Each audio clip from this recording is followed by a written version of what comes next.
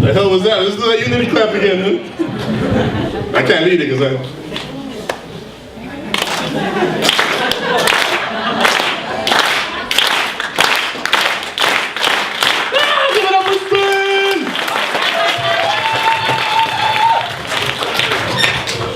Toronto artists have to come up with tricks to give ourselves nice applauses before we come to the stage.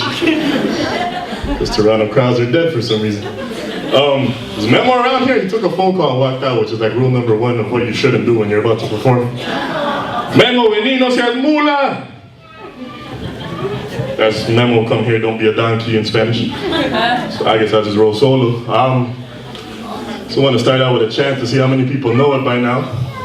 We didn't cross the borders. The borders crossed us. We didn't cross the borders. The borders crossed us. We didn't cross the borders. The borders crossed us. All right. Yeah, but give yourselves a round of applause and you guys are making note. I'd like to share this piece I wrote a while back. You know, a lot of us are first-generation immigrants, have our own shared experiences of trying to fit into this society when we come in. My own was changing the spelling of my first name to L-E-W-I-S, so it could be called Lewis, so that I would fit in with this society in Canada. And I remember my mama seeing me change my name, just looking at me like I'm crazy, but also having a glimpse of compassion and understanding. And eventually I came into my own and realized that the beautiful heritage and culture that I have, I should be proud of, instead of trying to adapt and conform to society, make them respect who I am. And so if I got to fight in meetings, have people call me Luis instead of Louis, then I'll do that nowadays. So Luis, this meeting is not going to continue if you don't say Luis. It's one syllable, Luis. You're lucky I'm not making you say Luis Eduardo Mexicano, just Luis. I gave up and I just said spin afterwards, but... Ever since I came to this country, I've been searching for belonging. Memories of my exile still haunt me. The children-born citizens of this country were taught me for being an immigrant, and I was just a young child crying. Lying in bed feeling lonely and dying. I used to fight trying to fit in with these kids that were cruel while I were acting the fool. I was desperately searching for a way to belong in this strange new society, while I would be longing for my beautiful Guatemala with anxiety. Always knowing it wouldn't be long in my mind until I left all of my sorrow behind. See, I came here tonight to tell you about me.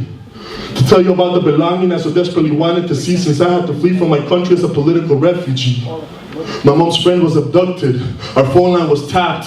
My dad left my mom feeling trapped, and we were inducted into the list of over 1 million Guatemalan refugees. We left for Costa Rica. We were thinking my refuge would be my Spanish language, but my last name would impede my belonging because it means Mexican in Spanish. I was in anguish. I was an outsider who didn't belong.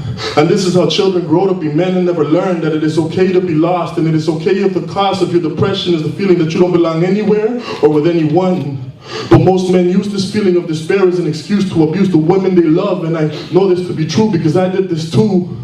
I abused women in relationships through and through, but I try to be strong. I try to break this violent cycle so many times. I went to different support groups and churches of so many kinds. My mama even sent me back home one time, where my beautiful auntie, mi tia Lorenita, took me in as one of her own.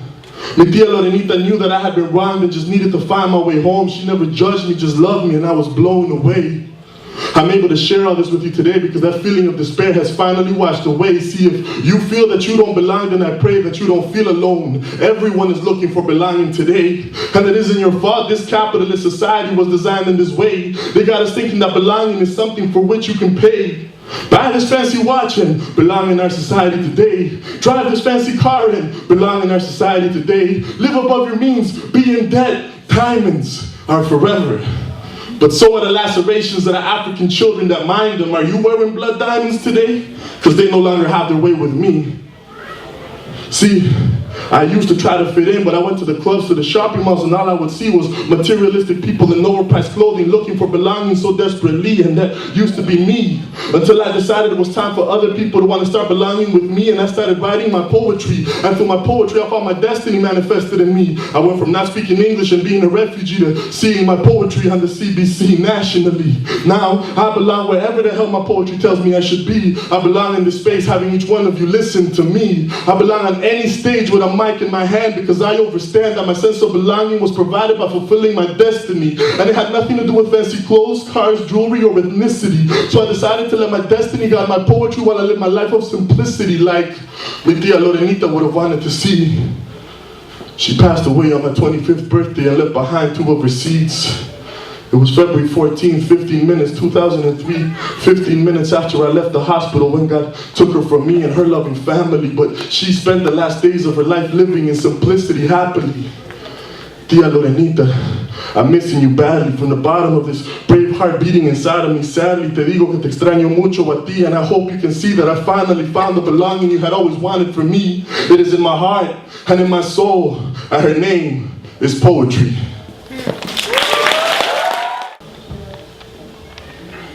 I'm used to being out in the streets kicking poems.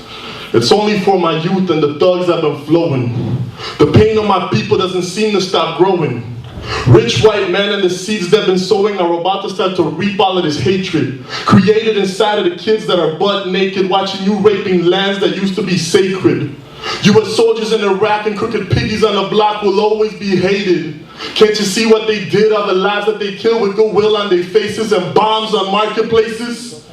From Chiapas to Soweto, this whole world is a ghetto. Wanna pimp slap army generals with their own army medals. End the occupation, Palestine to Haiti. Circumstances made me militant and angry, ancestrally deep like the waters of Euphrates. In the third world, they're aborting all our babies. In the first world, they've been pressuring white ladies to keep reproducing. You see, we got these devils tripping. I once read in a book that the Americans in Puerto Rico made it so that 2/3 of the women can't even have children, but they're multiplying. My peoples are defiant. Mess with us and we're bound to start a riot. Nunca dejaremos la batalla. Nos cubren la boca, pero nunca nos callan. Luchamos por siempre como los cachiquelmaya, cause we've come to the point of no return and we can never go back.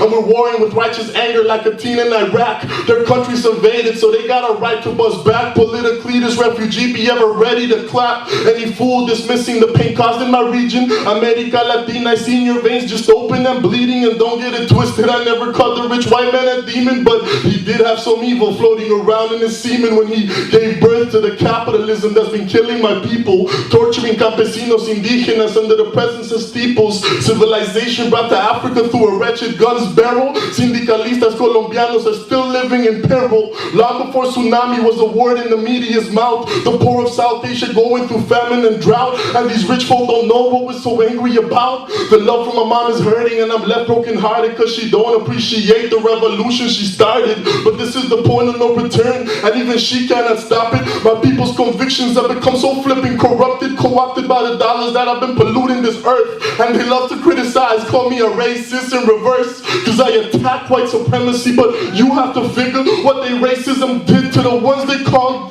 So work it out. I got no time for history lessons, and don't get offended about this historical presence. Know that I was taught about U.S. Army atrocities and generosity. Generosity is not possibly solving the causes of poverty. Our lands have been stolen by multinational companies. Accompany these words through garbage dumps in the slums, where orphan street infants were turned into bums and then shot for no reason, and teaching women to read landed my auntie in prison. This is the point of no return, and I'm not going back. And spitting poems does not make me a non-violent cat. I just happen to know where I should be aiming that gat. So watch your mouth, you racist donkey, for it lands on your back.